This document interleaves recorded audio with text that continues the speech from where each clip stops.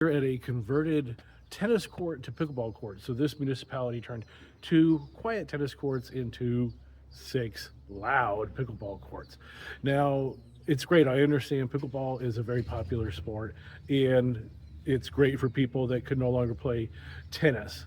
It's growing in national popularity and a lot of people love it. However, communities like this one and homeowners associations across the nation are completely neglecting the homeowners that are in the high noise area in these converted pickleball courts. Now, I'm in California. I'm a realtor as well, and I live in this neighborhood, so I hear pickleball all the time.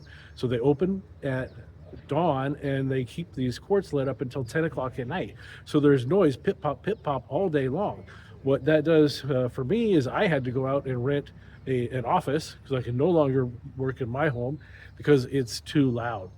And then as a realtor, I realized, wow, if I was trying to sell my house or if anyone in this neighborhood wanted to sell their home, then they have to disclose the pickleball noise. I'm going to go over the disclosures that are very, very serious here in California and certainly most likely across the nation. So these homeowners have to fill out a lot of disclosures about this noise. What that's going to do, according to the realtors that I polled earlier, is that impacts the potential net takeaway for these home sellers. The reason behind that is the noise is going to scare off a lot of potential buyers. So people with children, people that need to work at home, retirees that want to sleep during the day and just have quiet. Plus their peaceful, quiet neighborhood has been removed against their will. So let's dive in. We're going to look at the disclosures that these homeowners have to do and the impacts, according to realtors, on these homeowners. Noise in the neighborhood. That's basically. I put together a questionnaire to ask active working realtors their experience and how they've been impacted by when they're trying to sell or buy property that is in a noisy area like these pickleball areas. So the questions were based around chronic neighborhood noise. And this is not a scientific study. It's feedback from real working realtors. So question number one, how does chronic neighborhood noise affect marketability? So the overall result, and I have the results available, most realtors said it's at least a moderate impact, and some said it was a very major impact on marketability. The question number two is, which buyers are most likely to be scared away from this noise?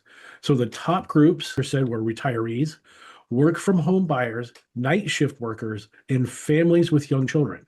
So in an area like where I live by the beach in the center of California, those are the people that move here. The people that are moving to my area, they're selling their houses in LA, San Francisco, so they can retire here. Or they found out during COVID, they don't have to go to the office to work. They can work from home. So they're selling their city houses and moving to the beach. Night shift workers, nothing you can do about it, but families with young children. So none of these people are going to be looking at houses in these noisy places. That is the big concern for homeowners and for realtors. And that is what municipalities are ignoring when they're putting these pickleball courts next to people's homes. Question number three, how do buyers react when neighborhood noise is disclosed on the TDS? So that's what we talked about before. So you're looking to buy a house and you get a disclosure that says, hey, there's pickleball noise. This is a noisy neighborhood. Well, what happens then? The results, some buyers use it as leverage to get a price reduction. Some don't react strongly unless they hear the noise themselves. And then others may ask for more time to investigate, or they decide not to move forward because they can't live in this noisy area.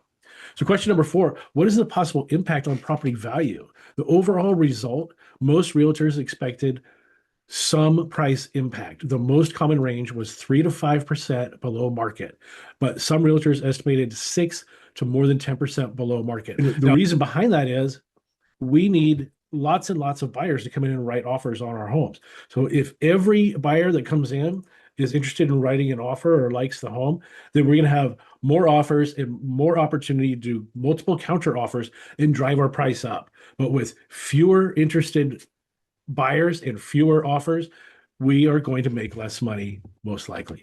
Question number five, when should the noise be addressed with buyers?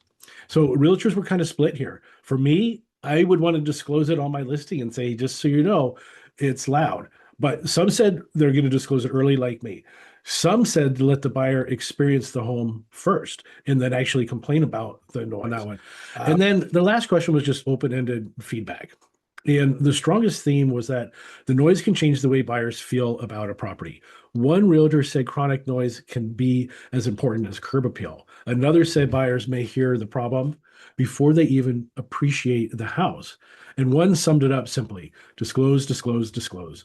Overall takeaway: chronic neighborhood noise can affect marketability, pricing, buyer confidence, and the final sale.